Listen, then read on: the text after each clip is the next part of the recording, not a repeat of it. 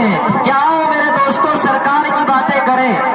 آؤ میرے دوستوں سرکار کی باتیں کریں، آمنہ کے لال کے دیدار کی باتیں کریں،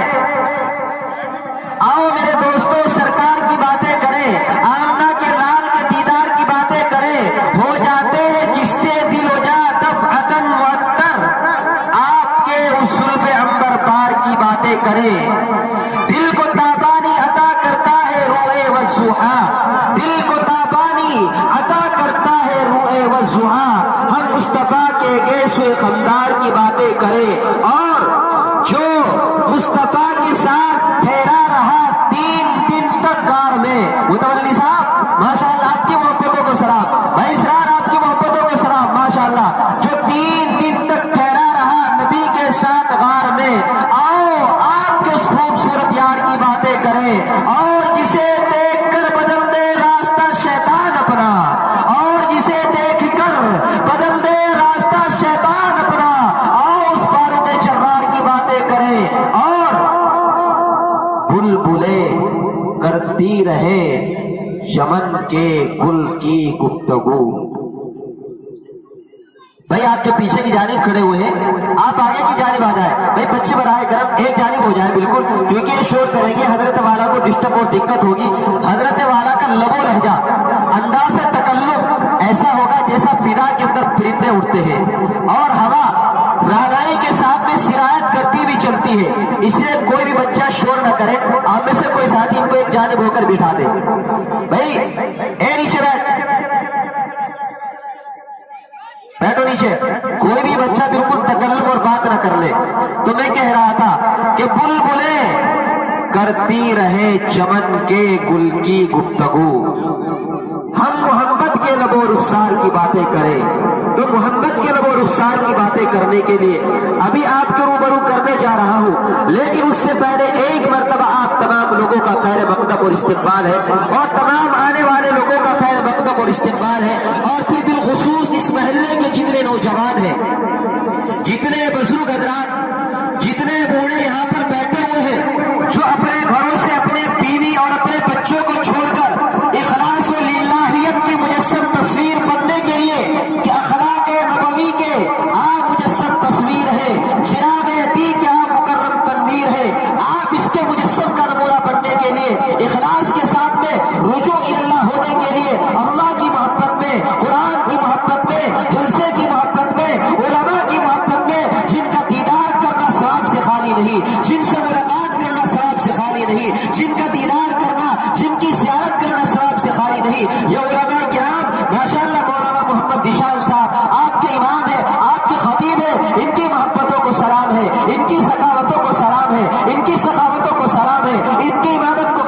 امامت کو سلام ہے، ان کی خطابت کو سلام ہے، اور آنے والوں آپ کی ذہانت کو سلام ہے کہ انا کی گرد سلیقے سے جھاڑ سکتا ہوں، اور میں قلم کو تیر بنا کے پچھاڑ سکتا ہوں، میری خمیر میں شامل نہیں غداری، وگرنہ میں تیرا حلیہ بگاڑ سکتا ہوں۔ آج کے ماحول کے اندر آپ اللہ کے رسول کی باتوں کو سننے کے لیے آئے، دین خداوندی سے رجوع ہونے کے لیے آئے، جبکہ اس پرپیچیدہ ماحول کے اندر اللہ کا نام لینا دشوار ہے، رسول اللہ کا تذکرہ کرنا دشوار ہے، فرقہ پرست طاقتیں ہماری اتحاد والی قوت کو مسمار کرنا چاہتی ہے، 100% پہ مسمار کرنا چاہتی ہے۔ اگر وہ رسول خدا نہ آئے ہوئے ہوتے تو ہمیں رسول کا پتہ نہ چلتا، وہ آئے ہوئے نہ ہوتے تو ہمیں عرش بری کا پتہ نہ چلتا، وہ آئے ہوئے نہ ہوتے تو فرش بری کا پتہ نہ چلتا، وہ آئے ہوئے نہ ہوتے تو ان توپوں کا پتہ نہ چلتا، ارے وہ آئے ہوئے نہ ہوتے تو اس مسجد کا پتہ نہ چلتا، وہ آئے ہوئے نہ ہوتے تو ان بچوں کو کلمے کا پتہ نہ چلتا، وہ آئے ہوئے نہ ہوتے تو رمضان کے روزوں کا رب جتنا پتہ چلتا،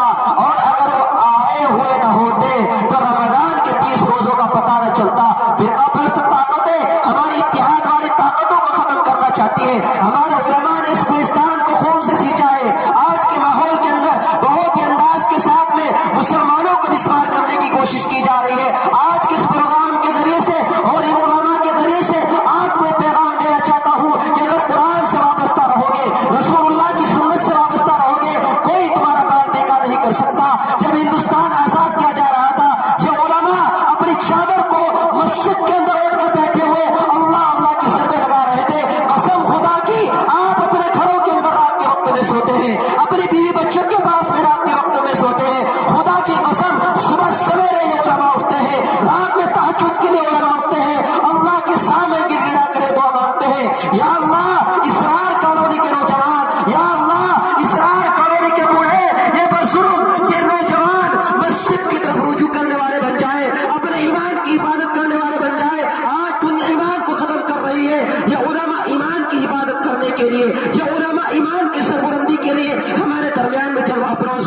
ہم ان علماء کا خیر مقدم کرتے ہیں, استقبال کرتے ہیں. ہماری قربانیاں ہیں آج اس سرزمین کے لیے. اگر علماء قربانی نہ دیتے, خدا کی قسم یہ زمین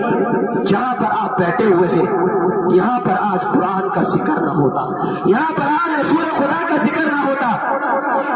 اور ایک مختصر سی بات بتا دوں, آج ہندوستان کے اندر سے مسلمانوں کو موب لنچنگ کے نام پر, مسلمانوں کو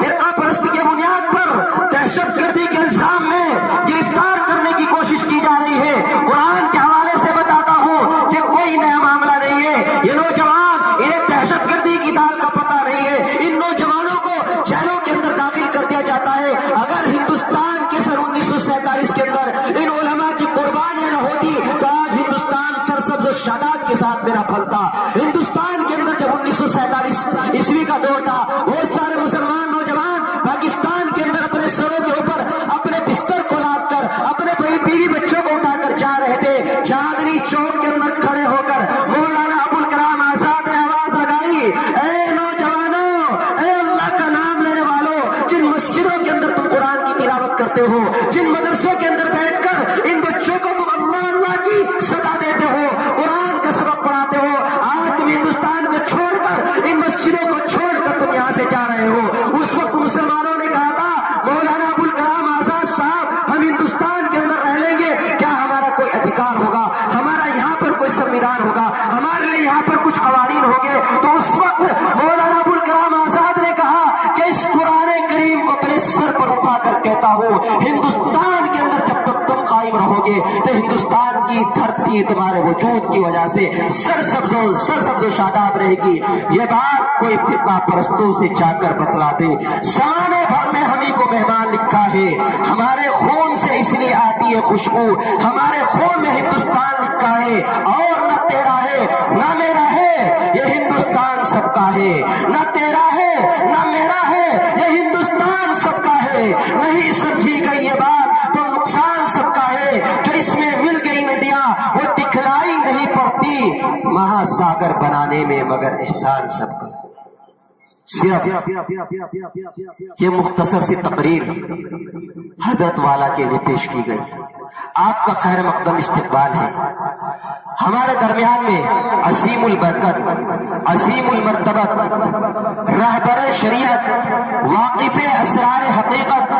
غاص بحر حقیقت, ماشاءاللہ ایک ساتھی نے مجھے 100 روپے سے اور ایک ساتھی نے 50 روپے سے انعام سے نوازا. ان کا بہت ہی ادب و احترام کے ساتھ میں خیر مقدم بھی کرتا ہوں اور ان کے انعام کو اپنے حق میں قبول سے بھی نوازتا ہوں. انہوں نے میری محبتوں کی اور میری جرأت مندی کی اور میری یہاں پر کھڑا ہونے کی لاج رکھی کہ میں ماشاءاللہ آپ کی اس کالونی کا نام روشن کرنے کے لیے بڑی محنت کر رہا ہوں. آپ میرے ساتھ میں اسی طریقے سے اور حضرت والا کے بیان کو اسی طریقے سے سنتے رہیے. تو بہرحال میں کہہ رہا تھا, عظیم البرکت, عظیم المرتبت, واقف اسرار حقیقت, غاص بحر حقیقت, تاج الفحول الکاملین, ضیاء الملت والدین, وارث الانبیاء والمرسلین. ماشاءاللہ 100 روپے سے بھائی محمد اسرار نے انعام سے نوازا. ماشاءاللہ 100 روپے سے سیمنٹ والے صاحب ہیں, انہوں نے نوازا. تو بہرحال بھائی محمد نسیم صاحب, ماشاءاللہ, ارے واہ واہ, پہلے سے چلتے تو اور بات ہوتی. تو بہرحال تاج الفحول الکاملین, ضیاء الملت والدین, وارث الانبیاء والمرسلین, آیت من آیات اللہ رب العالمین, فضائل و دلائل کا سمندر, آپ کے شہر سہارنپور کا قلندر, جس سے میری مراد, جن کی آمد کے لیے ہم مراد آنکھیں ہی نہیں بلکہ پلکیں بچھائے ہوئے تھے, جن کی آمد کے لیے ہم سراپا منتظر تھے اور جن کی راہوں میں ہم اپنے دل کو قربان کرتے ہیں, اس سے میری مراد اس شعر کے ساتھ کہ دیوانے کی نظروں کو جہاں دیکھ رہا ہے, دیوانے کی نظروں کو جہاں دیکھ رہا ہے, دیوانہ خدا جانے کہاں دیکھ رہا ہے. اور اے ابر کرم, اے ابر کرم, ذرا تھم کے برس, اتنا نہ برس کہ وہ آ نہ سکے. اے ابر کرم, ذرا تھم کے برس, اتنا نہ برس کہ وہ آ نہ سکے, اور جب وہ آ جائے تو ذرا جم کے برس, اتنا کہ وہ جا نہ سکے. اس سے میری مراد جناب حضرت الحاج مولانا حکیم محمد اصغر صاحب دامت برکاتہم العالیہ. ایک مرتبہ ان کی شان میں نعرہ تکبیر، نعرہ تکبیر. حکیم مولانا محمد اصغر صاحب، مولانا محمد نشان صاحب اور اسرار کالونی کے نوجوان آپ کے روبرو مولانا حکیم محمد اصغر صاحب. اخیر میں ایک شعر ان کے حوالے کرتا ہوں کہ سنبھالے نہیں سنبھلتا، سنبھالے نہیں سنبھلتا، سنبھالنے والے حضرت آپ کے حوالے اور آپ حضرت کے حوالے. حکیم صاحب تشریف لائیے.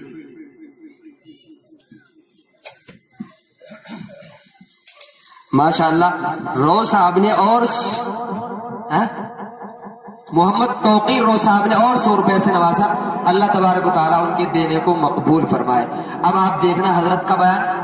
شاید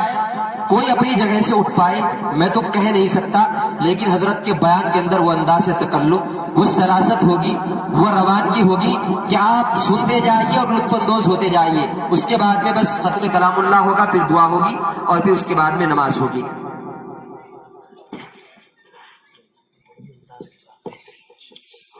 سب آپ ہی کی مشتاق ہے ماشاءاللہ.